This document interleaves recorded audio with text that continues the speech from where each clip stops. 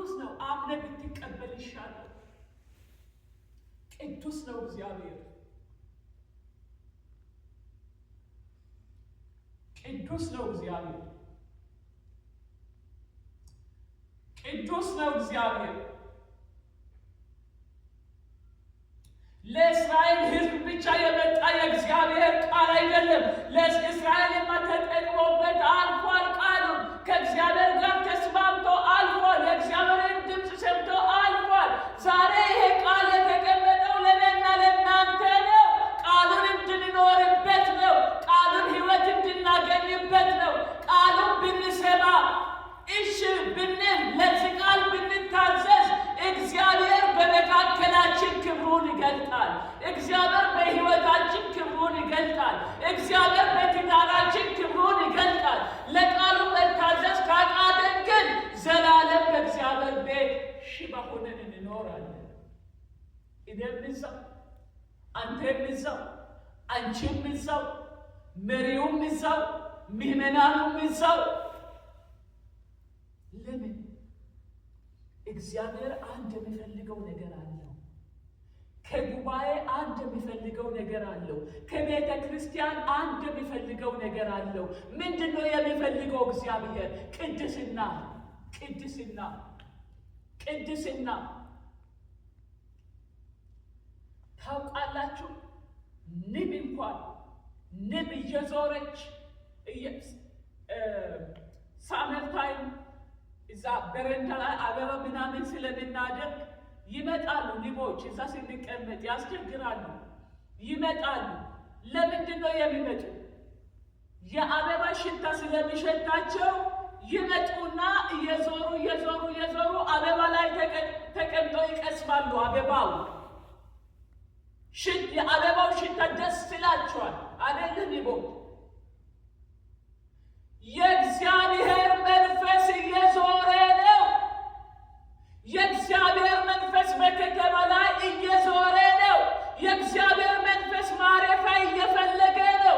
የእግዚአብሔር መንፈስ አንድ ሰው እየፈለገ ነው። በከተማችን ላይ የእግዚአብሔር መንፈስ እየዞረ ነው። በቤተ ክርስቲያናችን ላይ የእግዚአብሔር መንፈስ እየዞረ ነው። ቅድስናን ፍለጋ፣ የተቀደሰውን ልብ ፍለጋ፣ የተቀደሰውን አይምሮ ፍለጋ፣ የተቀደሰውን አስተሳሰብ ፍለጋ የእግዚአብሔር መንፈስ በከተማይቱ ላይ እያንዣበበ ነው። በከተማይቱ ላይ እያንዣበበ ነው። እዛ ጋር አንድ ቤተ ክርስቲያን አለ፣ እዛም ጋር አንድ አለ፣ እዛም ጋር አንድ አለ፣ እዛም ጋር አንድ አለ፣ እዛም እኮ አንድ አለ። እነዚህ ሁሉ እኮ ሲመጡ አያወሩም። እነዚህ ሁሉ አይነጋገሩም። እነዚህ ሁሉ አይቀባበሉም። እነዚህ ሁሉ ግን ቅዱስ የሆነውን የእግዚአብሔርን ስም ይጠራሉ። እግዚአብሔር ምንድን ነው የምፈልገው?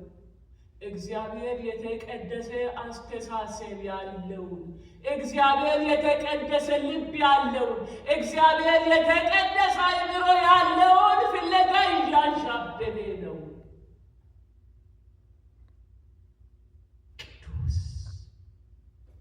ቅዱስ ነው እግዚአብሔር። ቅዱስ ነው እግዚአብሔር። ማንም አይዘበትበትም።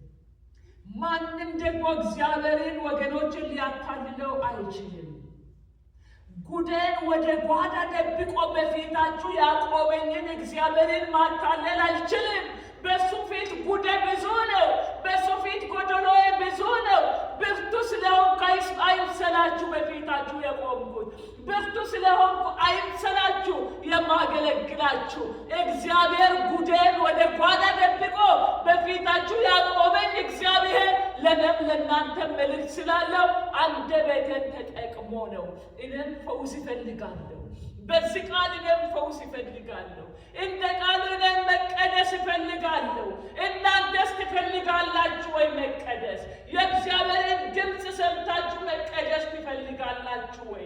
ትዳራችሁ እንዲቀደስ ትፈልጋላችሁ ወይ? ሚስት ባልሽ እንዲቀደስ ትፈልጋለች ወይ? ባል ሚስት እንድትቀደስ ትፈልጋለህ ወይ? ልጆቻችን እንዲቀደሱ እንፈልጋለን ወይ? የቤተ ክርስቲያን መሪዎች ምዕመናኖቻችሁ እንዲቀደሱ ትፈልጋላችሁ ትፈልጋላችሁ ወይ? አንተስ መቀደስ ትፈልጋለህ ወይ? ይህ ብቻ ነው ከእግዚአብሔር ጋር የሚያስማማን። ከእግዚአብሔር ጋር ጥብቅ የጠበቀ ግንኙነት እንዲኖረን የሚያደርገን ቅድስና ብቻ ስለሆነ እግዚአብሔር ወደ እኔ የላከው፣ እግዚአብሔር ወደ አንተ ወደ አንቺ የላከው፣ ወደ ቤተ ክርስቲያን የላከው፣ ወደ ከተማ ወደዚህ ከተማ ለወንዱም ለሴቱ ለእያንዳንዱ አገልጋዮች እግዚአብሔር የላከው ቃል እኔ አምላካችሁ እግዚአብሔር ቅዱስ ነኝና እናንተም ቅዱሳን ሁኑ። ቆመን እንጸልይ። ታስገባል